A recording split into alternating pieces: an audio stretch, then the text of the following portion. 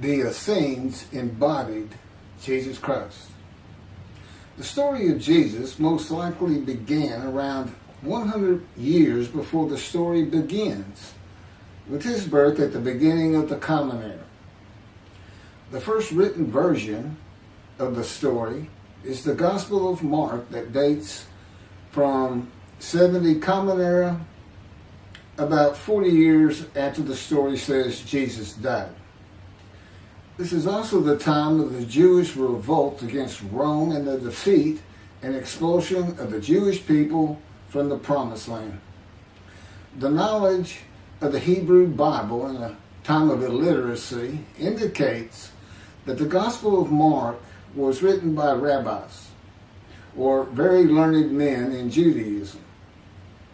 Men who decided they needed to write down this story that had been circulating by word of mouth and storytelling for as many as 170 years, beginning with the founder of the Judaism sect of the Essenes, the prolific writers of the Dead Sea Scrolls, to make money. Their temple, homes, and country were gone, and it was desperate times for the Jewish people. The name of the founder of the Essenes was with a capital T, the teacher of righteousness. That was his name, the teacher of righteousness. Meaning he was believed to be the man described in Isaiah 53 who makes the many righteous. The man Jesus claimed to be. According to the oral story that most likely began 100 years before the Common Era, BCE, with this man called the teacher of righteousness, who established a sect of Judaism known as the Essenes, this teacher of righteousness who fought with a wicked priest. All this information is in the Dead Sea Scrolls. Fought with a wicked priest. Did not like the way the temple was being run. Did not like all the sinning going on in Jerusalem, and did not live there, and despised riches and the material things of the world, just like Jesus, who also claimed to be the teacher of righteousness. The oral storytellers, who were diverse and from different backgrounds, ethnicity, and ability, captured the imagination of the crowds with their oral skills and would earn their livelihood from donation of money and goods in the age of antiquity.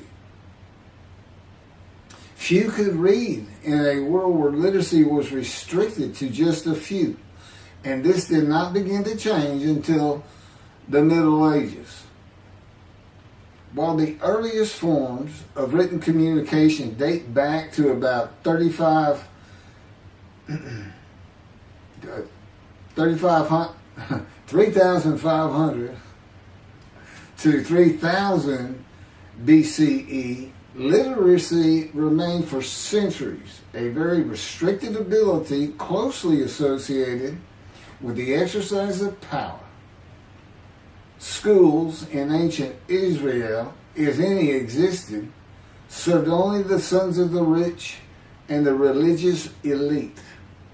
Storytellers in general would be very learned men, captivating the imagination of the crowds at the gates and the meeting places of Jerusalem, with tales that people of a harsh and brutal time wanted to believe in. A time when medical treatment was primitive and life expectancy was 30 to 35 years, averaging those who died at birth to those who died with long life into their 70s and beyond. A time when people believed in mythical gods and gods who were men and making sacrifices to gods for favor and for safety, healing, long life, crops, and fertility. The Dead Sea Scrolls are generally thought to have been produced by the Essenes No one really doubts it anymore. And the Essenes are a group that protested the way the temple was being run. Many of the Essenes went to the cliffs and the caves east of Jerusalem by the Dead Sea, known as Qumran, to prepare the way of the Lord, following the commands of the prophet Isaiah. Today, in this day, the day of the Lord, because the land burns again, the Jewish people have returned, and Jerusalem and the ruined cities have been rebuilt, Elijah clears the way for the Lord. They went to Qumran to get away from the sinning of the people of Jerusalem and the ways of the religious elite at the temple, which would have been Pharisees and Sadducees. The Essenes are never mentioned. They're never mentioned in the New Testament. Now, they are prolific writers. And they had their own gate. They had their own gate throughout the life of Jesus and for 40 more years until Jerusalem was destroyed. And that in 70 Common Era, when everything was being destroyed, that's when they put those scrolls deep into pottery, big pottery, and buried them. That's what kept them from disintegrating into dust. And if you ever look it up, I mean, when I say prolific, there must have been many people, they were copyists. But they also did, well, I'm going to get to it. They made commentary on the scrolls. One of the first leaders of the Qumran community, again, was the teacher of righteousness, identified in the Damascus document and the Habakkuk Pesher. A Pesher is a type of commentary in Hebrew. In the Pesher literature, the teacher of righteousness is presented as a founding figure who directly clashed with an opponent called the wicked priest. Of course, we all know what Jesus went through with the religious elite, Sadducees, Pharisees, and the high priest. This was the wicked priest in his day, 100 years before the birth of Jesus. The man described in Isaiah 53 is often referred to the teacher because of verse 11, where God says, verse 11 of chapter 53 of Isaiah, where God says, "My righteous servant makes the many righteous." The teacher of righteousness and his followers left a library of information on his teachings, himself, and Scripture, and would seem to be the first of many men to claim or to be claimed by others that the man described in Isaiah 53. Jesus is not even the last. No, he's not. But, I mean, he's not even the last. The Hebrew noun pesher is found in the Hebrew of the Qumran scrolls in the sense of meaning, explanation, interpretation. It is similar to a midrash in the Talmud. Various biblical texts were deemed prophetic and were subjected to pesher interpretation even when appearing in non-prophetic literary context. A copy of the pesher of Isaiah dates to the beginning of the 1st century Common Era. The pesher of Habakkuk attributes this technique to the founder of the community, the teacher of righteousness. In other words, this pesher is written during Jesus' life. And they had their own gate, the gate of the Essenes. The Qumran sect, like the broader Jewish movement from which it sprang, took a critical view of the established orthodoxy of its time, believing Israel to be under divine judgment, regarding itself as the true remnant of Israel and awaiting its imminent vindication. At the, quote, end of days. At the end of days, evil would cease, the wicked would be destroyed, and the righteous would live under a divine blessing. This is not unlike the teachings in Judaism today of a redemption, restoration, and exaltation of the Jewish people by the world of Gentiles, the nations, with peace throughout the world when the Anointed One comes. The Anointed One means Mashiach. The New Testament will say Messiah. That it just means anointed to do a task for God. And that would be from chapter 11, verses 1 and 2 of Isaiah. And the man is described in Isaiah 53 according to the sages and rabbis of the time. He was known as the leper scholar. And that's because it's a man suffering familiar with disease, sickness that will bring you to grief and be exposed to death. Today we would say cancer. And he makes the many righteous by his knowledge. That's in Isaiah 53. By his knowledge. Not by his death. Not by his crucifixion. Nobody dies. Exposure to death is not death.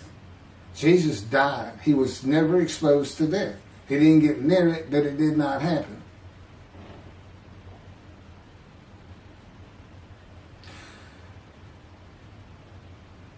This time that the Essenes were waiting upon, that they thought was imminent, did not happen for them. And it is this teaching that Jews for Judaism uses in the analysis that Isaiah 53 describes the Jewish people as God's righteous servant, as one man, Israel. The persecution of the Essenes and their leader, the teacher of righteousness, probably elicited the sect's apocalyptic visions. These included the overthrow of the wicked priests. Jesus pointed an accusing finger at the high priest and told him, "You shall see me return." Oh, sounds threatening to me. The wicked priests of Jerusalem and of the evil people, and in the dawn of the Messianic age, the recognition of their community as the true Israel. Josephus Flavius describes this sect, the Essenes. This is a man living at the time. People wrote back then, but you can't find anything written by Jesus or about Jesus until after the destruction of the temple. He describes this sect, the Essenes, as one of the main three philosophical sects among the Jews, with a very detailed description. Excerpts from his book, Wars 2, chapter 8, include, this is in quotes, the third sect, which pretends to a severe discipline. These men are despisers of riches, and so very communicative as raises our admiration. And as for their piety towards God, it is very extraordinary. You would think that Jesus would have been in this thing. He fit right in. But again, we never hear a single word about these prolific writers. The other two philosophical sects were the Pharisees and the Sadducees. In the New Testament, the Essenes are never mentioned, as I said. All the stories of Jesus and his clashes with the religious elite of Jerusalem in the New Testament are with the Pharisees and the Sadducees. According to this same Josephus, the name of the gate in the southern wall of Jerusalem at Mount Zion was called the Essenes Gate. Everything about the Essenes says Jesus would have been one.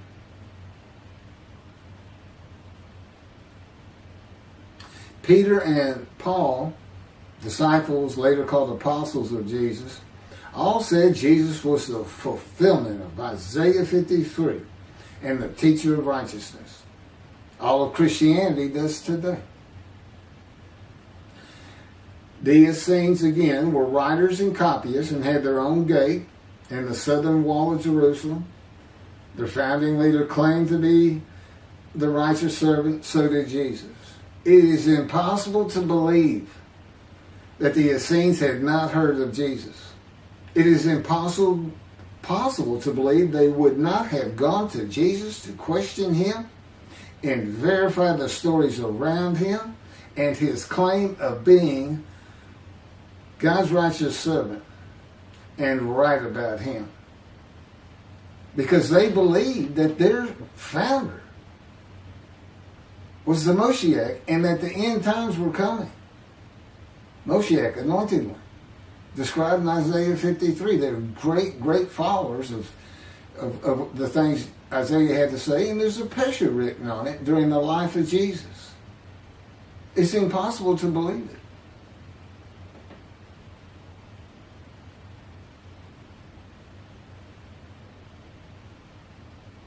We're talking about a man that healed the sick, removed blindness, had the cripples walk, fed 5,000 people with 5 loaves of bread and 2 fish, walked on water, turned water to wine, raised the dead, was crucified, and 3 days later came back to life? And you think these people, how about Joseph Philethetus? Why didn't he mention that? He talks about the destruction of the temple. He was there. The Essenes were present in and around Jerusalem for 100 years before the birth of Jesus and another 40 or so years after his death at the age of 30 in the first written story of him and his life in 70 Common Era. There is not one word written by the Essenes of Jesus. There is no account in the New Testament of Jesus and an Essene. There are no writings or even a mention of him by a single person or a group that was part of his generation while he was alive. There are no writings by Jesus. And prophets of God, men of God, servants of God have been writing for him throughout the biblical times until he stopped talking to his prophets. The Hebrew Bible ended. The last prophet he spoke to, Malachi. Malachi chapter 3, the last chapter of the prophets,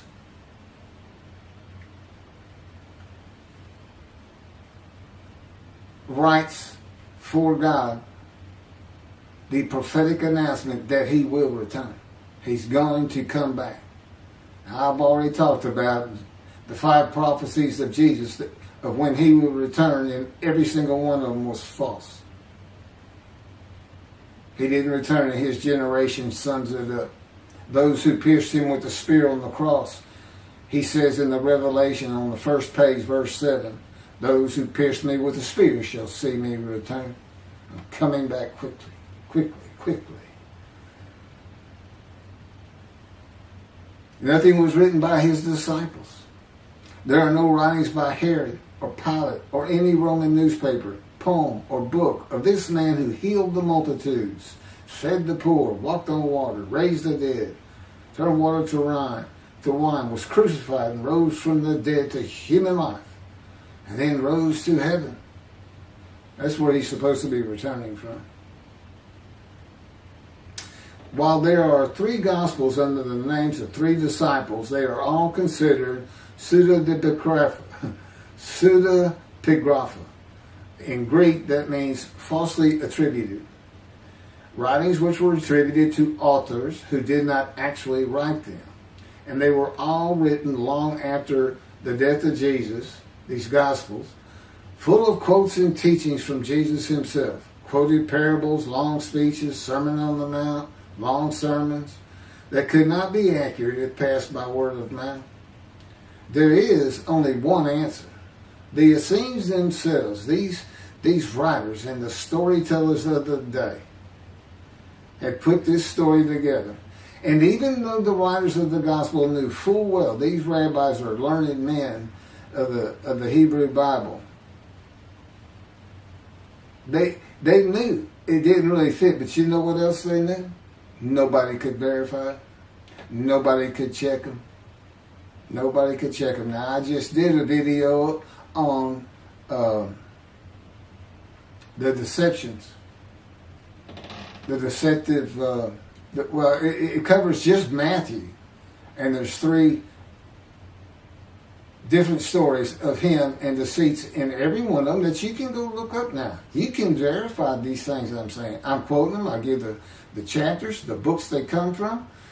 You can see Jesus changed Zechariah, verses 9 and 10, the verses, from riding an ass into Jerusalem and being crucified, as Jesus said all the prophets said of him, to what the prophet actually said. You can go look at it. He said he's going to go and defeat Rome, defeat the enemy in Rome, which in Jesus' time, in Jerusalem, and be king of the world, which at the time would have been the nations of the Middle East. And he would tell them all to surrender. That's actually, that's part of the verse itself, verse 10. And he would defeat the enemy and have the nations surrender and be king from sea to sea, lands into ocean. I mean, you can't get more deceitful than that. You can't lie greater than that. You're manipulating Scripture, God's holy word, manipulating it, deleting a verse 10, telling your disciples, tell everybody these things. That's why he's telling them. Tell everybody these things. I'm going in. They're going to kill me. Okay. That's what the prophets say. Don't forget. I mean, that's what he's doing.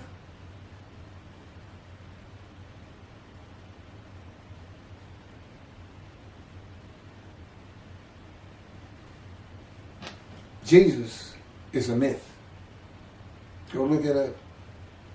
Go look at what a myth is. Believe me, it covers the New Testament. It covers Jesus Christ. Thank you.